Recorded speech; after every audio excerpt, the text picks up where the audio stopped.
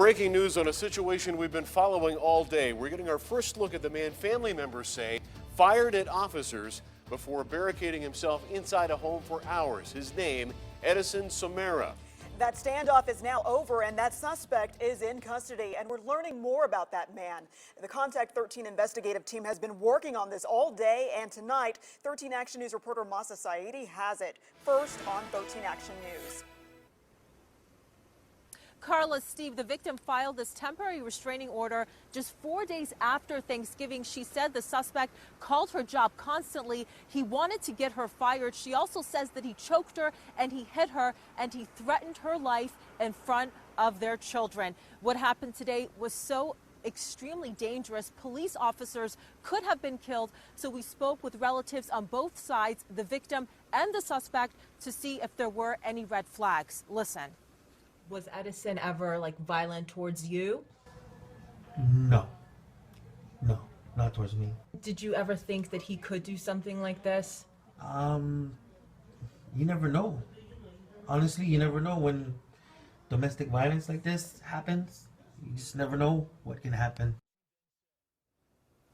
And here's a picture of Edison Somera that relatives shared with us. They didn't want their face on camera, but said Somera had been the black sheep of the family. He allegedly had some drug issues, that he had been with the victim, his girlfriend, for years. The couple has 3 children together, but in recent months, they were living apart. Relatives say the victim was at her house. There was some sort of an argument with Somera. That's when Somera allegedly pulled a weapon out. We're told she was able to escape and call for help.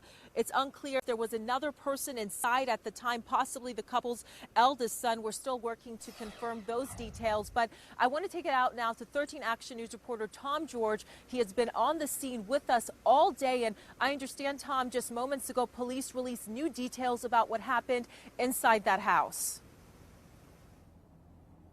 They did, Mahsa. In fact, just 15 minutes ago, they tell us there was not just 1 round of gunfire involved in this, but 2. Now, we've been telling you all day that this all started around 10 o'clock this morning with a couple getting into a domestic issue. That's what started all this. Well, we're now told that after that initial round of gunfire between the suspect and police, that suspect went into a neighbor's house and held a person at gunpoint. We're also told that there was a second person inside the house at the time that was able to run off. But after holding that person at gunpoint, that's when they say the suspect fired at police officers again. They say that time police officers didn't fire back, but that's what set off this standoff situation that went on for hours. Instead, what police did is they brought in their SWAT teams, trying to do anything they could to communicate with that suspect. And of course, after more than 5 hours, it all ended peacefully with that suspect being taken into custody and that victim that was inside the house as well not being hurt. Now, in the meantime, this blocked off this entire neighborhood. They're just now starting to reopen things again. You can see traffic start to move, but this really created a terrifying situation for some people. I just spoke with one neighbor who was blocked out all day. She tried to get in with her car. Instead, she's now having to walk home. She says she was shut out with her 3 young children inside her home. Yeah, I was so scared and I don't know what's going on.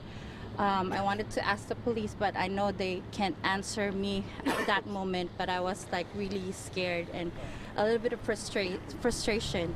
But I'm glad that it's over.